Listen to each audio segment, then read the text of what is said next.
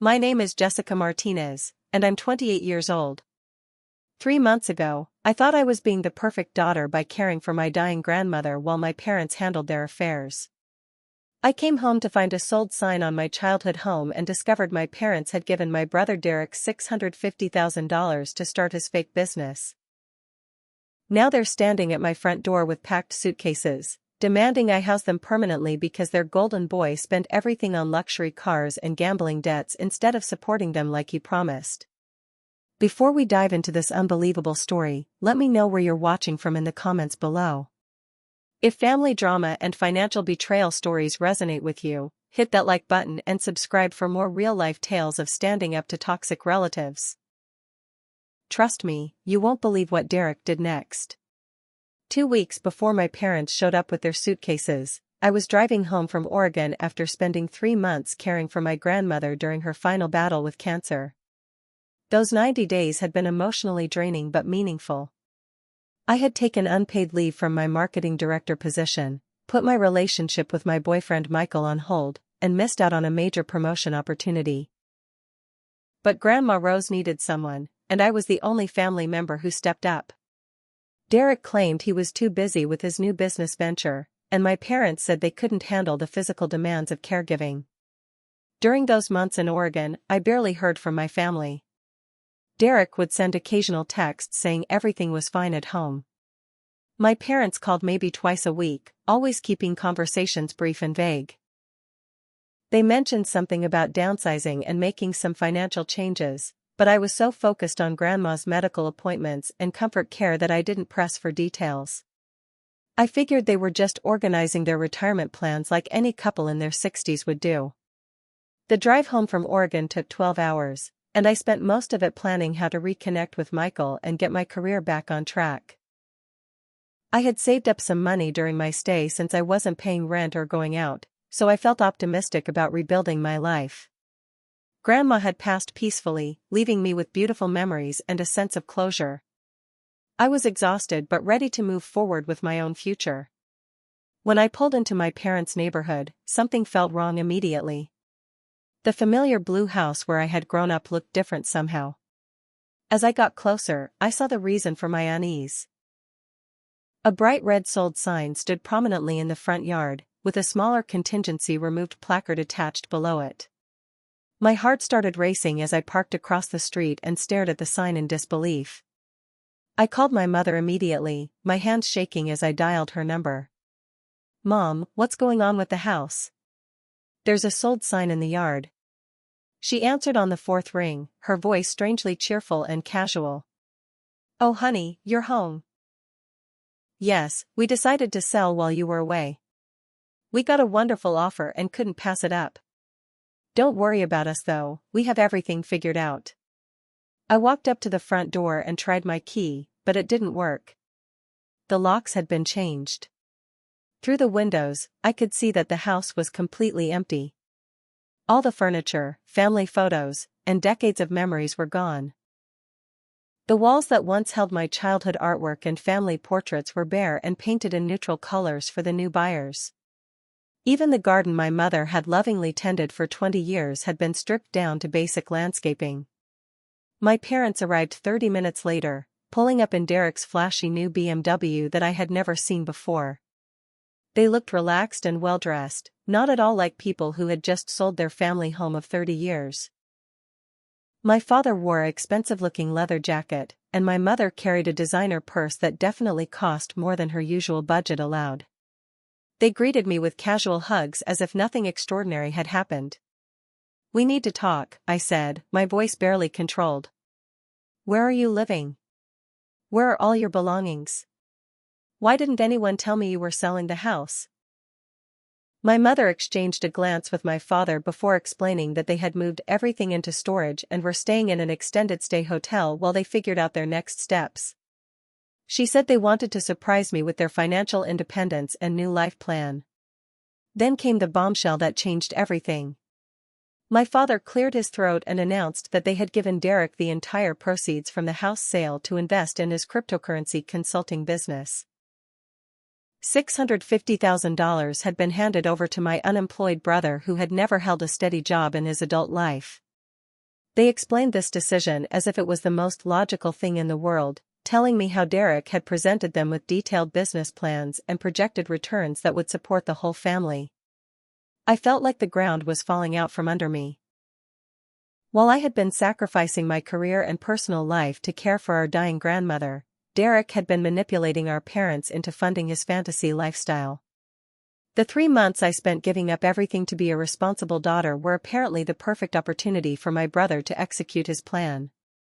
He had convinced them that his business needed substantial startup capital and that I wouldn't understand the complexity of cryptocurrency markets. My parents seemed genuinely excited about Derek's venture, describing his plans for offices in multiple cities and his connections with major investors. They had no idea that Derek had been fired from his last 3 jobs for attendance problems and had never shown any interest in technology or finance beyond using both for his gambling habits. While I was changing bedpans and organizing medical appointments, he was spinning elaborate tales about his business acumen and financial expertise.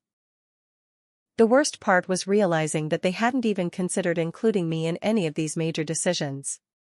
They had sold the family home, disposed of childhood memories, and invested their entire life savings without a single conversation with me.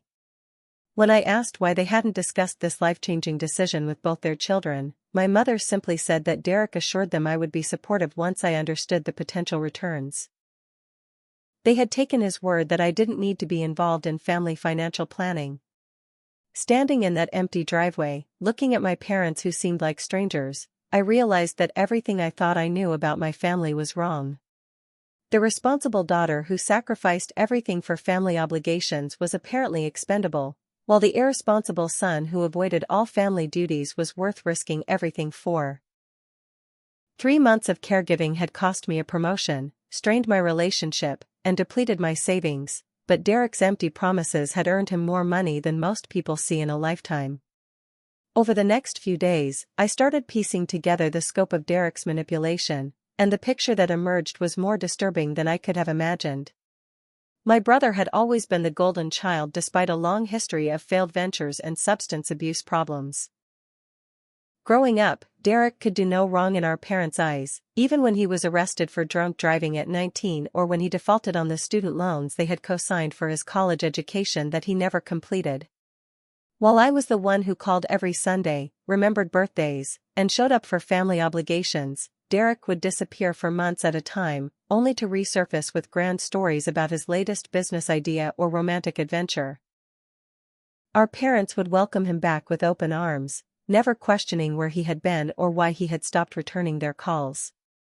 They saw his unreliability as creative spirit and his financial irresponsibility as entrepreneurial risk-taking.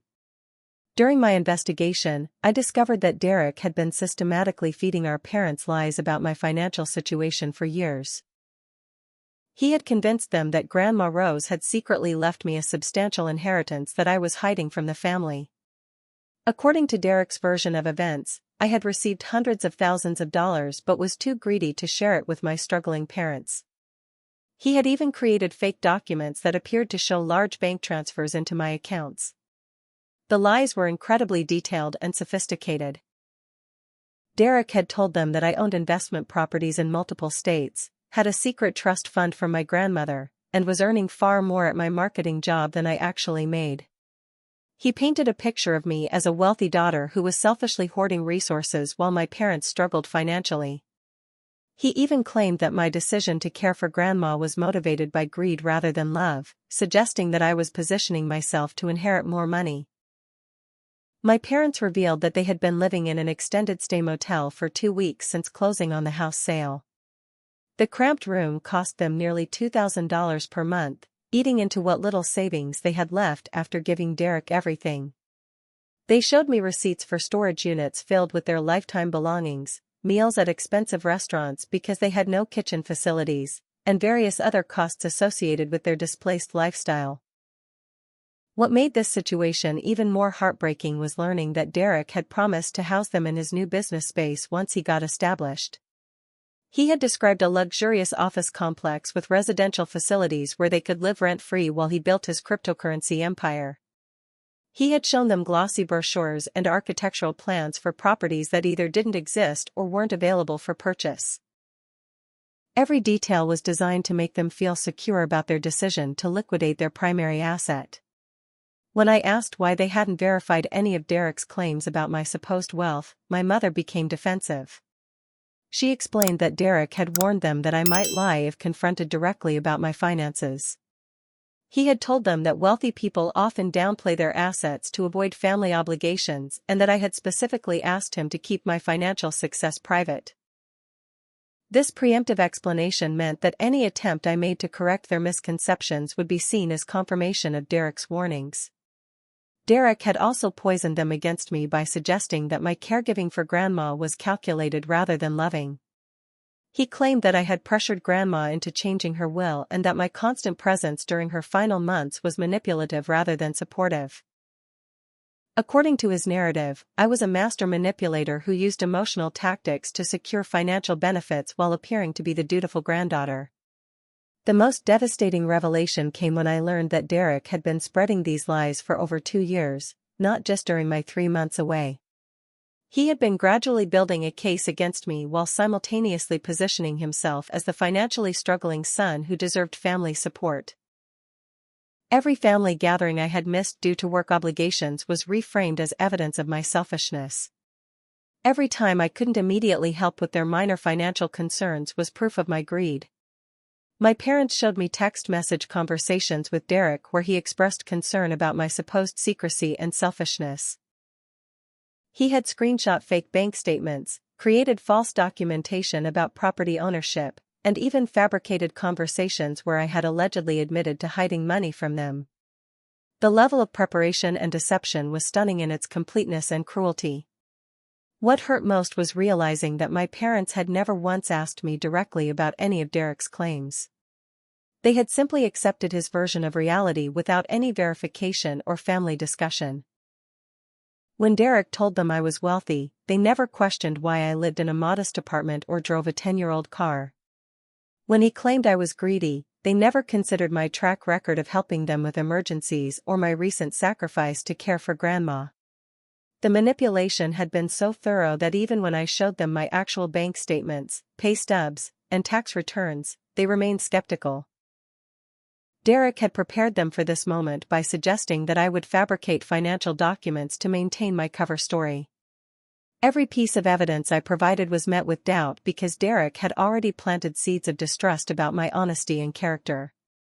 I realized that Derek hadn't just stolen their money, he had stolen their trust in me and their understanding of reality itself. Years of systematic lies had created an alternate version of our family dynamic where I was the villain and he was the victim. No amount of truth-telling could quickly undo the psychological groundwork he had laid over such a long period. His manipulation had been patient, consistent, and devastatingly effective.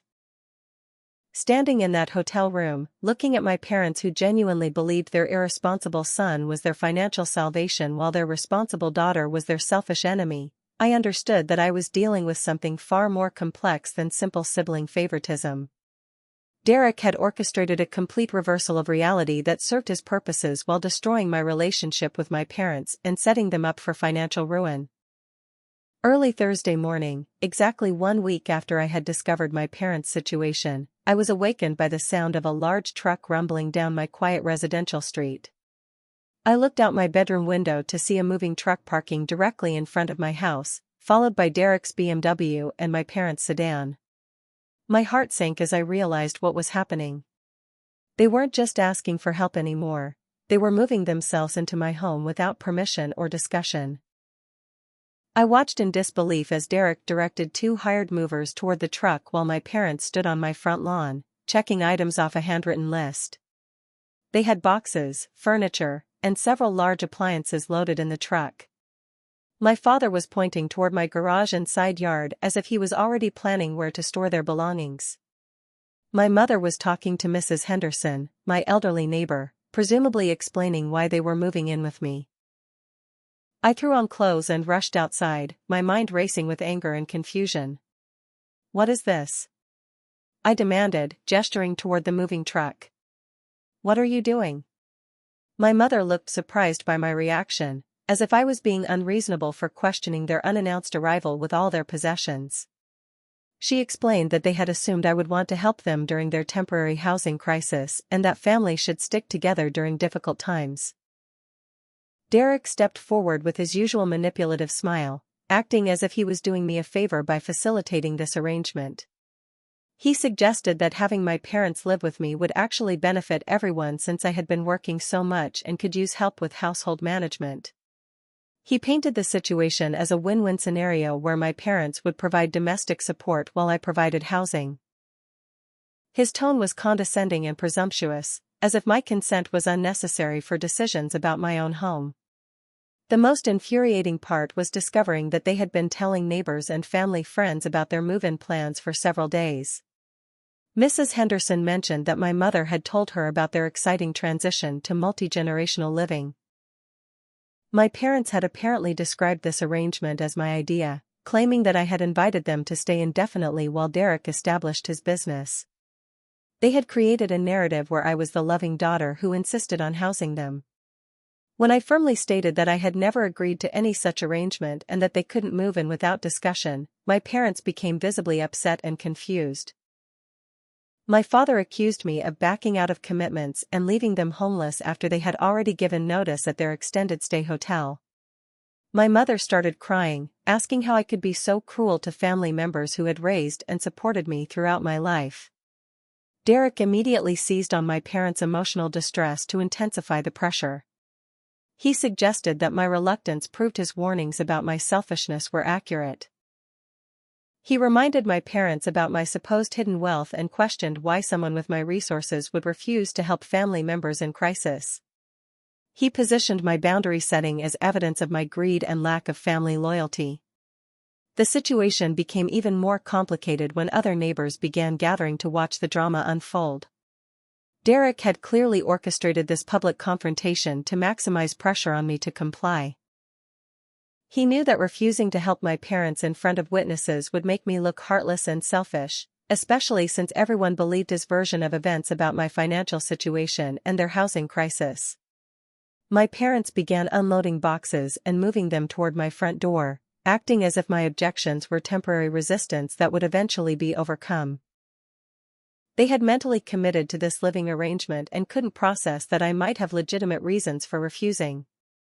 In their minds, housing them was my obvious obligation as their daughter, especially given their belief that I had both the space and resources to accommodate them comfortably. Derek escalated the emotional manipulation by suggesting that this was my opportunity to repay my parents for years of their support and sacrifice. He reminded everyone within earshot about their financial contributions to my education and early career development. He framed my resistance as ingratitude and selfishness, particularly given their current vulnerability after making risky financial decisions to support his business venture. The pressure was overwhelming and exhausting.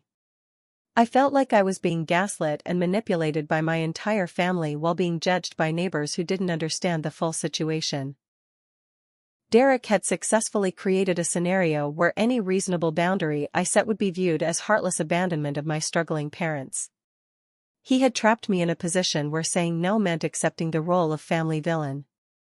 I found myself wavering under the combined weight of guilt, public pressure, and family obligation.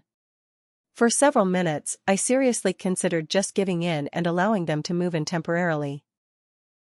The alternative seemed to be accepting permanent damage to my relationship with my parents and my reputation in the community. Derek sensed my hesitation and increased the pressure, suggesting that temporary housing would give them time to find alternative arrangements. However, something inside me recognized this as a crucial moment where I could either establish healthy boundaries or enable a pattern of manipulation that would continue indefinitely. I realized that Derek had orchestrated this public confrontation specifically because he knew I would be more likely to cave under social pressure. His strategy was sophisticated and calculated, designed to use my own values and community relationships against me.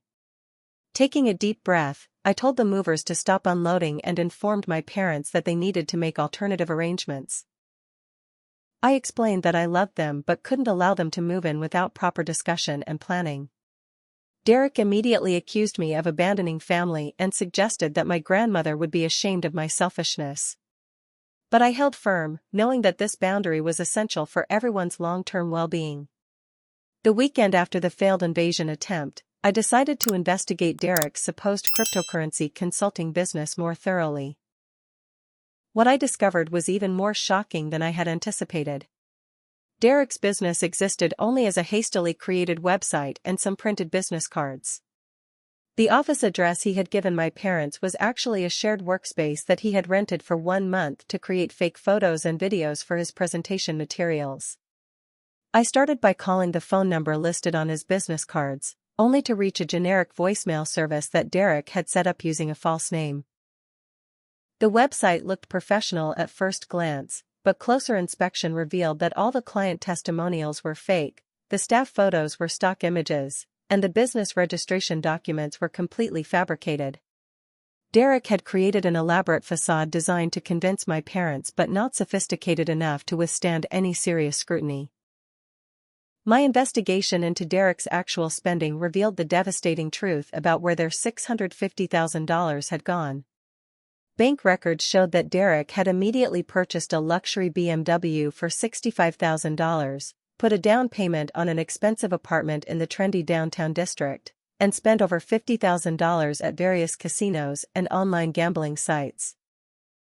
He had also bought designer clothes, expensive electronics, and had taken several lavish vacations to Las Vegas and Miami. The most disturbing discovery was evidence that Derek had been planning this manipulation for almost a year. I found emails on his laptop dating back to when Grandma first became ill, showing his research into my parents' property value and their retirement savings. He had been strategically building his fictional business narrative while simultaneously laying groundwork for his lies about my supposed wealth and selfishness. Derek had created an entire false identity as a successful entrepreneur, complete with fake references, fabricated business partnerships, and manufactured credentials in cryptocurrency and financial consulting. He had even hired actors to play potential business partners during video calls with my parents. The level of preparation and deception was staggering, involving multiple fake identities and elaborate staging to support his lies. I discovered that Derek had been using my identity to apply for business loans and credit cards throughout the manipulation process. He had somehow obtained my social security number and employment information to create financial accounts that I knew nothing about. Several loan applications showed my information as a business partner or guarantor for his fake cryptocurrency venture. My credit report revealed unauthorized inquiries and accounts that Derek had opened using my personal information. The financial damage extended beyond just the money my parents had given him. Derek had also convinced them to co-sign for additional business loans totaling over $200,000, using their remaining retirement accounts as collateral. They had essentially pledged everything they owned to support his fictional business, believing that his success would secure their financial future and allow them to live comfortably in his business facilities. Most heartbreakingly, I found evidence that Derek had been recording conversations with my parents and editing them to create fake evidence of my supposed greed and family abandonment. He had taken innocent comments out of context and combined them with manufactured audio to support his narrative about my character. These edited recordings were part of his arsenal for maintaining my parents' trust in his version of reality. Derek had also been systematically monitoring my social media accounts and using information about my daily life to support his lies. When I posted photos from work events or social activities, he would tell my parents that these were evidence of my extravagant lifestyle funded by hidden wealth. My normal young professional activities were reframed as proof of my selfishness and deception about my financial situation. The gambling records were particularly devastating.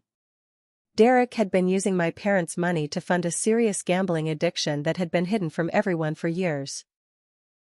Casino records showed that he had lost over $150,000 in just 2 months, chasing increasingly desperate bets to try to recoup his losses.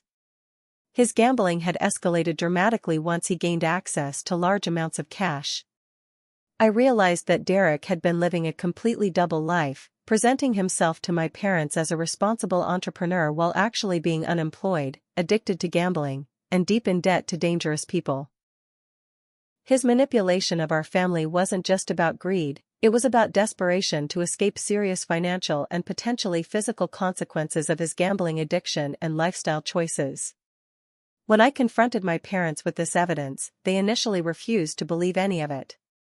Derek had prepared them for this possibility by warning that I might fabricate evidence to turn them against him.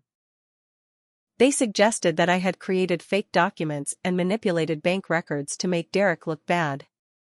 Even when presented with overwhelming proof of his deception, they couldn't process that their golden child had betrayed them so completely. Derek's master plan was revealed to be even more sinister than simple theft.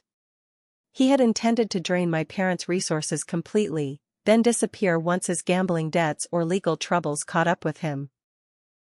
My parents would have been left homeless and bankrupt while Derek fled to another state or country. His manipulation wasn't just about getting money, it was about ensuring that someone else would be responsible for supporting our parents when his scheme inevitably collapsed. The scope of Derek's deception was so comprehensive that it had taken over our parents' entire perception of reality. Every conversation, every interaction, and every family dynamic had been filtered through his lies for so long that they couldn't distinguish truth from manipulation anymore. He had successfully replaced their authentic relationships with their children with a fictional narrative that served only his purposes. Monday morning brought a registered letter that made my blood run cold. Derek had hired our cousin Bradley, a lawyer who specialized in real estate disputes, to send me a cease and desist letter demanding that I stop interfering with family business decisions and harassing my parents about their financial choices. The letter threatened legal action if I continued trying to alienate my parents from Derek or persisted in spreading false information about his business ventures. The legal document was carefully crafted to make me appear like the aggressor in the situation.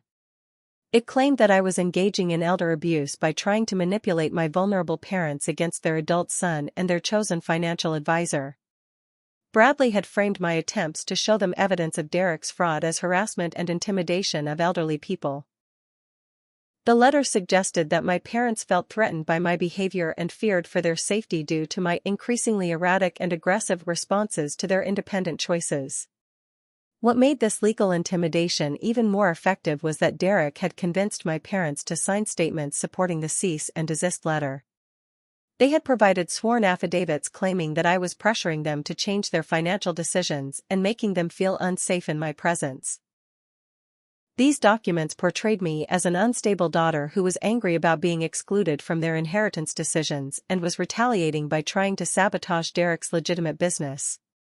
Within days of receiving Bradley's letter, I discovered that Derek's identity theft had caused serious damage to my credit score and financial standing. Multiple unauthorized credit cards had been opened in my name, and several loan applications showed my information as either a primary borrower or guarantor. My credit score had dropped over 150 points due to missed payments and high balances on accounts I had never opened. The financial damage extended to my professional life when my employer's human resources department called me in for a meeting about irregularities in my background check renewal. Someone had been using my identity to apply for jobs at competing companies, and there were discrepancies in employment verification requests that raised red flags about potential fraud or security issues. My reputation at work was suddenly under scrutiny due to Derek's illegal activities. I realized that Derek had been systematically destroying my financial stability while building his own facade of success. Every fraudulent account he opened in my name not only gave him access to credit and cash but also damaged my ability to secure loans, housing, or even employment in the future. His fraud was designed to cripple my financial options while maximizing his own access to resources. The legal pressure intensified when my parents filed a formal complaint with Adult Protective Services, claiming that I was attempting to financially exploit them by trying to gain control of their money and property. Derek had coached them to present my concern for their welfare as evidence of my greed and manipulation. The APS investigation meant that I was now officially under suspicion for elder abuse while the actual perpetrator was protected by their trust and loyalty. Bradley's legal strategy was sophisticated and multifaceted. He filed restraining order requests claiming that I posed a threat to my parents' emotional and financial well-being. He submitted documentation showing my pattern of harassment, including my attempts to provide evidence of Derek's fraud to my parents. Every action I had taken to protect them was reframed as evidence of my malicious intent and unstable mental state. The most devastating blow came when I discovered that Derek had somehow gained access to my personal bank account information and had been making unauthorized transfers to cover his gambling debts. My savings account, which contained money I had carefully saved for years, including funds set aside for my future wedding with Michael, had been depleted by thousands of dollars. Derek had been literally stealing from me while destroying my relationship with my parents. My workplace complications escalated when clients began asking questions about my family situation after Derek had contacted several of them claiming to be my business partner in various investment schemes. He had been using my professional reputation and client relationships to add credibility to his fictional cryptocurrency business. Several clients expressed concern about potential conflicts of interest and questioned my professional judgment. The legal and financial assault was overwhelming and seemed designed to destroy every aspect of my life simultaneously. Derek wasn't just stealing money, he was systematically dismantling my career, credit, family relationships, and personal stability. His strategy was to leave me so damaged and discredited that even if I eventually proved his fraud, no one would trust my version of events. I felt completely isolated and under attack from every direction. My parents believed I was the problem, my extended family supported Derek's legal actions, my credit was destroyed, my job was threatened, and my savings were disappearing. Derek had successfully positioned himself as the victim while making me appear to be the dangerous and unstable family member who needed to be legally restrained. The psychological warfare was as damaging as the financial and legal attacks. Derek had managed to turn my greatest strength, my sense of family loyalty and responsibility, into a weapon against me. Every attempt I made to help my parents was used as evidence of my malicious intent. My love for them had become proof of my manipulation in Derek's twisted narrative. I realized that I was facing a coordinated campaign designed not just to steal money but to completely destroy my life and reputation. Derek wasn't satisfied with just taking my parents' inheritance, he wanted to ensure that I would never be able to expose his crimes or rebuild my relationship with my family. His plan required my complete destruction as a credible witness and family member. The turning point came when I finally decided to hire an attorney who specialized in elder abuse and financial fraud. Sarah Wellington had 20 years of experience fighting cases exactly like mine, and she immediately recognized the sophisticated manipulation tactics Derek had been using.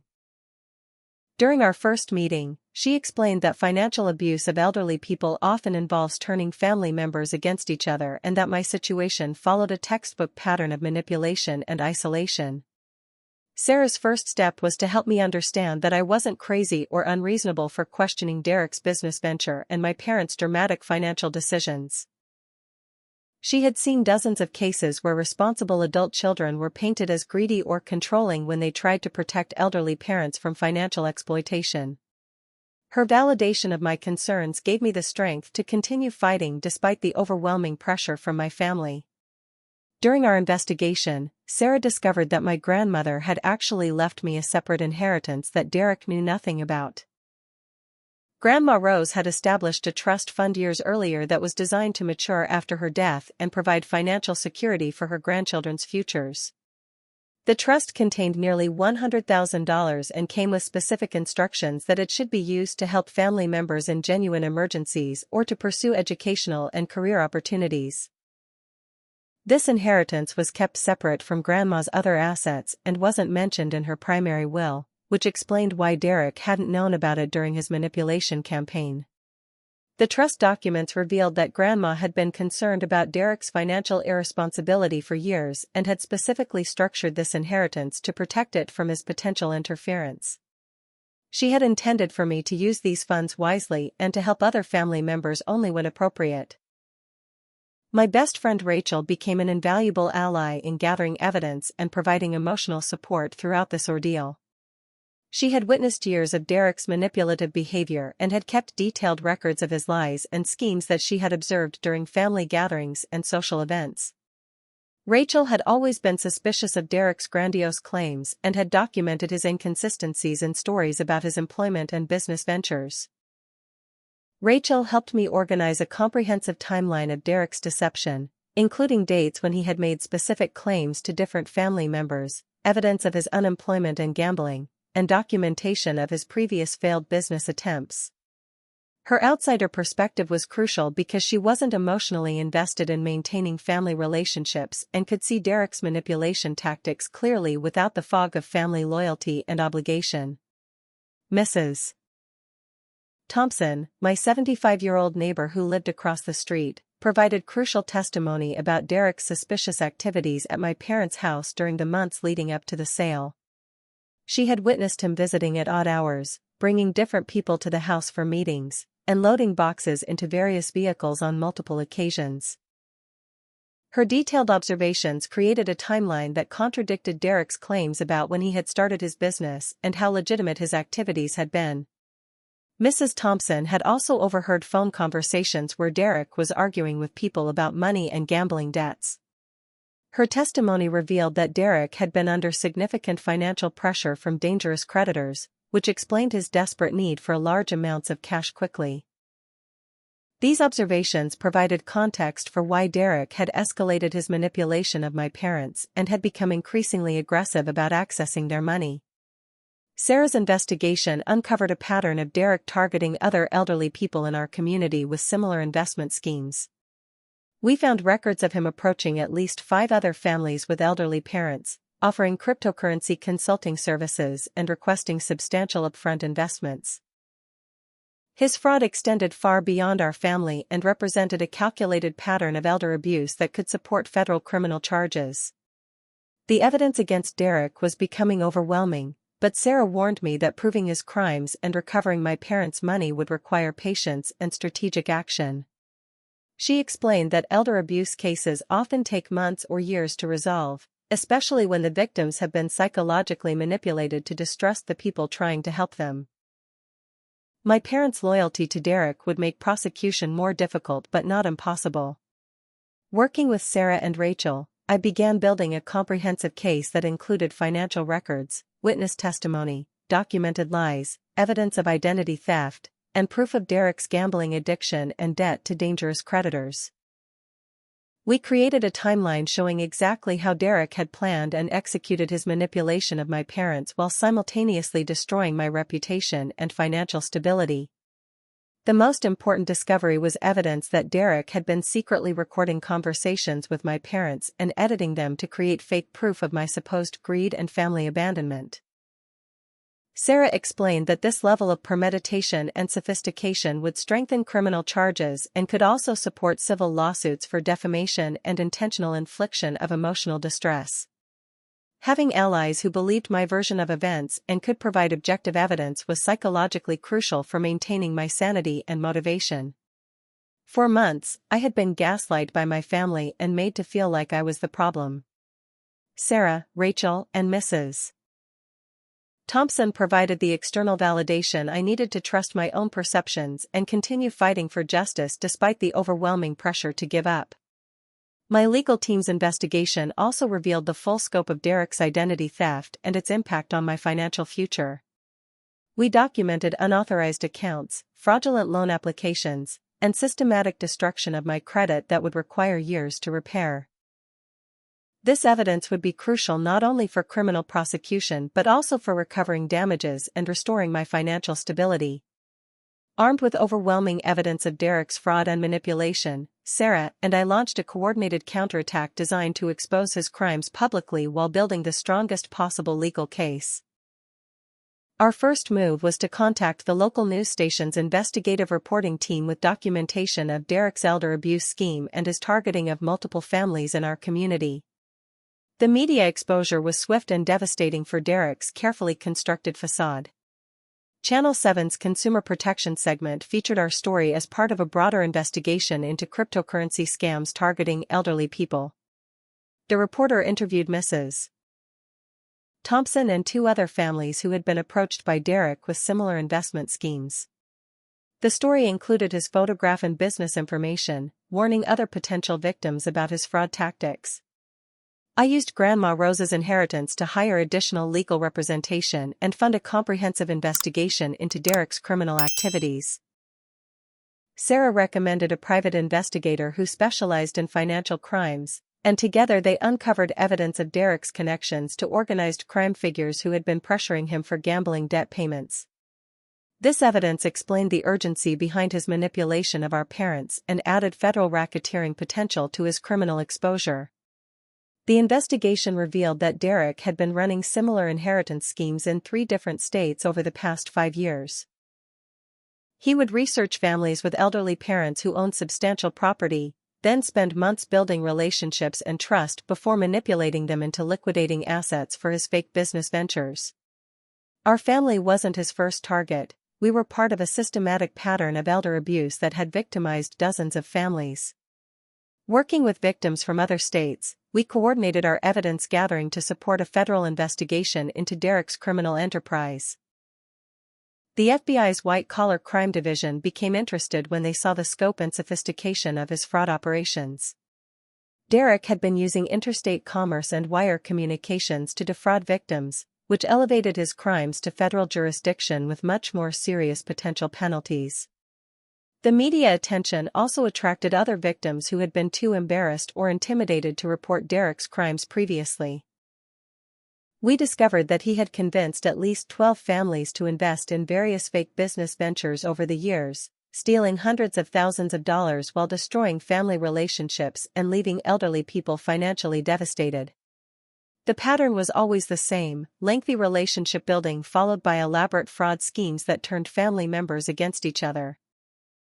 Public exposure of Derek's crimes began to crack my parents' resistance to accepting reality about their golden child. When they saw news reports featuring other families who described identical manipulation tactics, they started questioning Derek's version of events for the first time in months.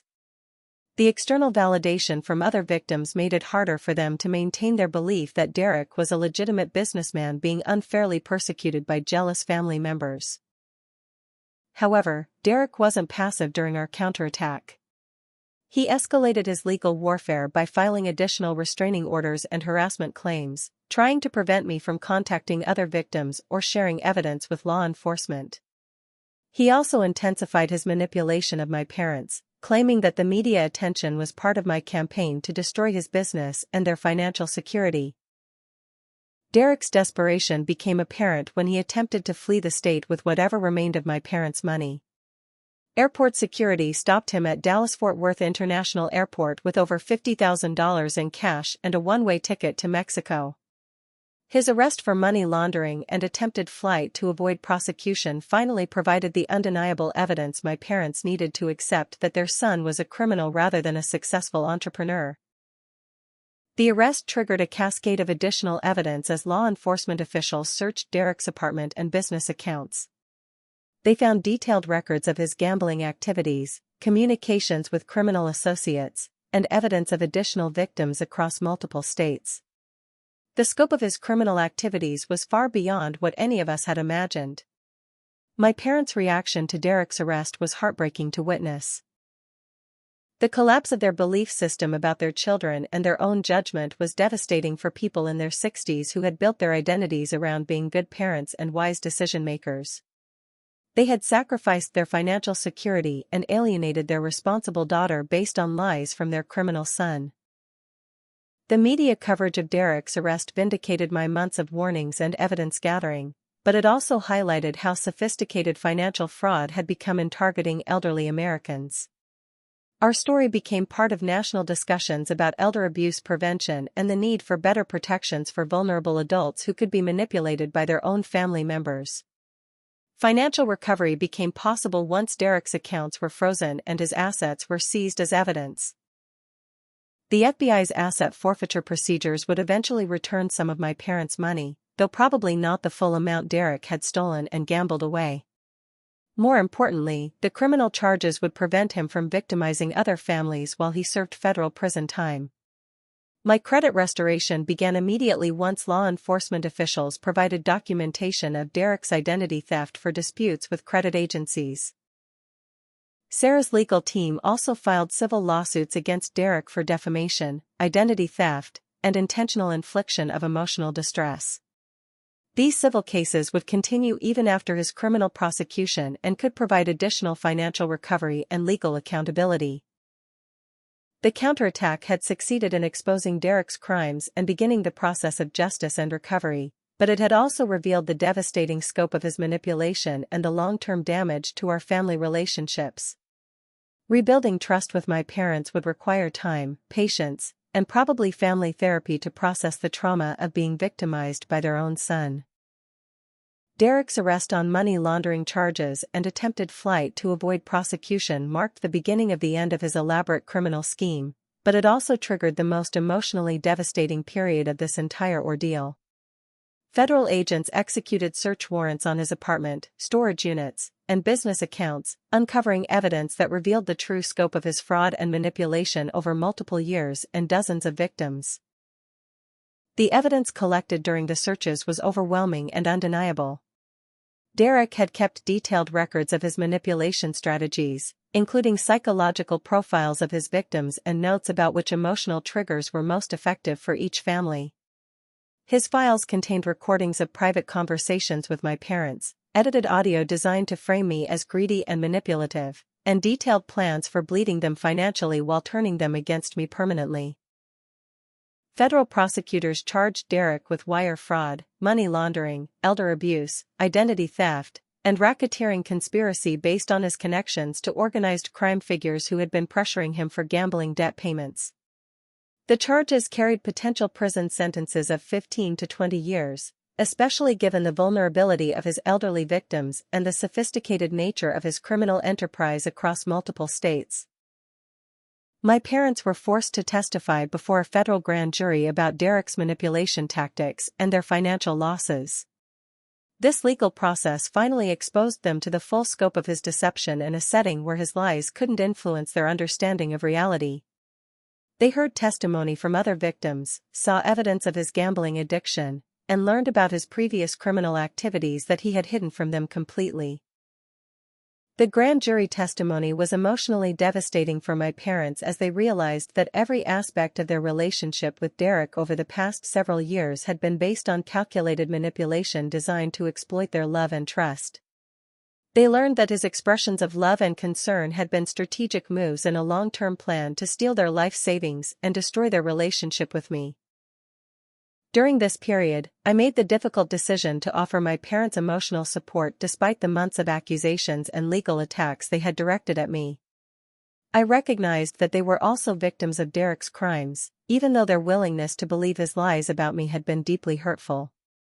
Family therapy sessions helped us begin processing the complex trauma of being manipulated by someone we loved and trusted.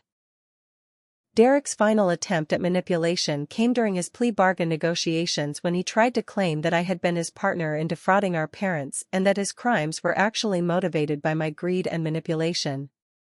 Federal prosecutors quickly dismissed these claims based on the evidence of his systematic targeting of multiple families and his clear pattern of isolating victims from protective family members. The plea bargain process revealed additional victims across 5 states and totaling over $800,000 in losses to elderly families. Derek's criminal enterprise had been far more extensive than anyone had realized, and his manipulation of our family was just one component of a multi-year fraud scheme that had destroyed dozens of families and left many elderly people financially devastated. My parents' emotional reckoning with Derek's true character was heartbreaking to witness. They had to accept that their son was not only a criminal but a sophisticated predator who had targeted their vulnerabilities and exploited their love to fund his gambling addiction and criminal lifestyle. The son they thought they knew had never actually existed. Derek had been playing a character designed to manipulate them for years. The victim impact statements phase of Derek's sentencing allowed our family and others to confront him directly about the damage his crimes had caused. My parents struggled to find words for their sense of betrayal, while I focused on the systematic nature of his manipulation and the years of work required to repair the damage to our family relationships and their financial security. Derek showed no genuine remorse during sentencing, instead attempting to justify his actions by claiming that his gambling addiction was a disease and that his victims should have been more careful with their money. His lack of accountability demonstrated that his manipulation had extended even to his own understanding of responsibility and consequences for his choices. Federal Judge Patricia Morrison sentenced Derek to 18 years in federal prison, followed by 5 years of supervised probation with full restitution requirements. The sentence reflected the sophisticated nature of his crimes, the vulnerability of his elderly victims, and his lack of remorse or acceptance of responsibility. The restitution orders would continue even after his release, ensuring that victim recovery remained a priority throughout his future. The final confrontation wasn't actually with Derek himself, but with the reality of rebuilding our family relationships after months of manipulation-induced conflict. My parents and I had to learn how to trust each other again while processing the trauma of being victimized by someone who claimed to love us. The healing process would take years, but Derek's conviction provided the closure needed to begin moving forward.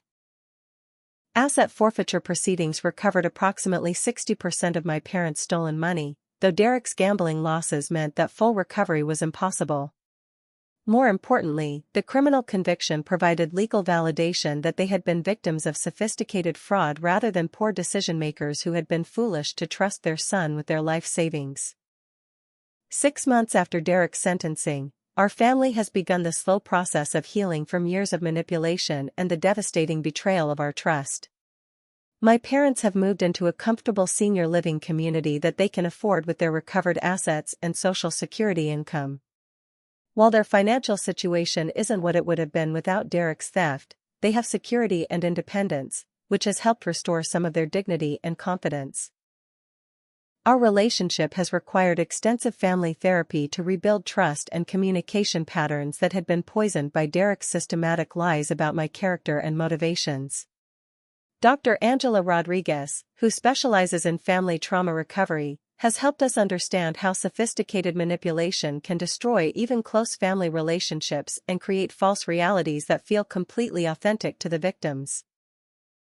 Learning about manipulation tactics has helped my parents forgive themselves for believing Derek's lies and enabled me to understand their perspective during those terrible months. My parents have gradually accepted the reality of Derek's true character, though the process has been emotionally devastating for people who built their identities around being good parents who raised successful children. They struggle with guilt about their favoritism toward Derek throughout his life and their willingness to believe his lies about me without verification. Dr. Rodriguez has helped them understand that loving parents are often the most vulnerable to manipulation by their children because their love creates blind spots in their judgment. The financial recovery process has been partially successful, with asset forfeiture proceedings returning about $400,000 of the $650,000 Derek stole from them. The recovered money, combined with careful budgeting and assistance from social services, has allowed my parents to maintain independence in their senior living community. They've also qualified for additional support programs for elderly crime victims that help with healthcare costs and other essential expenses. My own recovery has involved rebuilding my credit score, which had been devastated by Derek's identity theft, and repairing professional relationships that were damaged by his attempts to involve my clients in his fake business schemes. The process has taken months of documentation, legal assistance, and patient explanation to employers and financial institutions about the fraud I experienced. My company has been supportive once they understood the scope of Derek's criminal activities and my victimization. My relationship with Michael survived this ordeal, though it required honest communication about the trauma I experienced and the time needed for family healing. Michael has been incredibly patient and supportive throughout the legal proceedings and family therapy process. We've postponed our wedding plans to focus on recovery, but our relationship has actually grown stronger through navigating this crisis together. His unwavering support when my own family was attacking me showed me his true character and deepened my trust in our partnership. I've channeled my experience into advocacy work for other families affected by elder abuse and financial fraud. Working with Sarah Wellington's law firm, I've helped develop educational materials for adult children who suspect their elderly parents are being financially manipulated. The materials help people recognize manipulation tactics, gather evidence effectively, and navigate the legal system when family members become victims of fraud. The foundation I started, called Protecting Family Assets, provides resources and support for families dealing with financial manipulation by trusted relatives. We've helped dozens of families recognize fraud schemes, access legal assistance, and begin recovery processes. The work has been personally healing because it transforms my traumatic experience into something that protects other families from similar devastation. Derek is currently serving his 18-year federal sentence in a minimum security prison facility in Texas. He has made no attempts to contact our family and has shown no genuine remorse for his crimes according to prison counselors. His parole eligibility won't begin for 12 years, and his restitution obligations will continue throughout his lifetime. The criminal conviction has also made him ineligible for various financial services and professional licenses that could enable future fraud. Other victims from Derek's multi-state criminal enterprise have formed a support network that continues to meet monthly to share recovery strategies and advocate for better elder abuse prevention. These connections have been valuable for understanding that our family's experience wasn't unique and that sophisticated financial fraud targeting elderly people has become increasingly common. Our collective advocacy has contributed to state and federal legislative efforts to strengthen elder abuse protections. The most important lesson from this experience has been understanding the difference between family loyalty and enabling destructive behavior. For years, our family confused love with unconditional acceptance of Derek's irresponsibility and manipulation. Real love sometimes requires setting boundaries, refusing to enable harmful choices, and protecting vulnerable family members from exploitation even when the exploiter is also family. I've learned that being the good daughter doesn't mean accepting abuse, manipulation, or betrayal in the name of family harmony. Healthy family relationships require mutual respect, honesty, and accountability. When family members consistently violate these principles, protecting yourself and other family members becomes more important than maintaining false peace. Setting boundaries isn't selfish, it's essential for everyone's well-being. My parents have learned to recognize manipulation tactics and have developed better decision-making processes that include consultation with trusted advisors before making major financial changes. They've also learned to appreciate the difference between children who demonstrate love through responsible actions versus those who express love only through words while engaging in harmful behavior. Their relationship with me has become stronger because it's now based on honesty rather than the false narratives Derek created. The healing process has taught our family that recovery from manipulation and betrayal is possible, but it requires patience, professional help, and commitment from everyone involved. Trust can be rebuilt when people take responsibility for their actions and demonstrate consistent change over time. However, trust must also be protected through wisdom about human nature and healthy skepticism about claims that seem too good to be true. Looking back on this ordeal, I realize that family love doesn't mean accepting abuse or manipulation from relatives who claim to care about you. Sometimes the most loving thing you can do is set firm boundaries and refuse to enable destructive behavior that hurts everyone involved. Real family supports your growth and well-being rather than exploiting your loyalty and sacrificing your stability for someone else's selfish purposes. What have you learned about setting boundaries with manipulative family members? Have you ever had to choose between family peace and protecting yourself from abuse? Share your experiences in the comments below, and let me know if this story resonated with your own family challenges. Don't forget to like this video if it helped you understand the difference between healthy family loyalty and destructive enabling. Subscribe for more stories about overcoming family manipulation and building healthier relationships. Share this video with anyone who might be dealing with similar family dynamics, because recognition is the first step toward protection and healing. Thank you for listening to my story, and I hope it helps you recognize your own worth and the importance of protecting yourself from exploitation, even when it comes from people who claim to love you.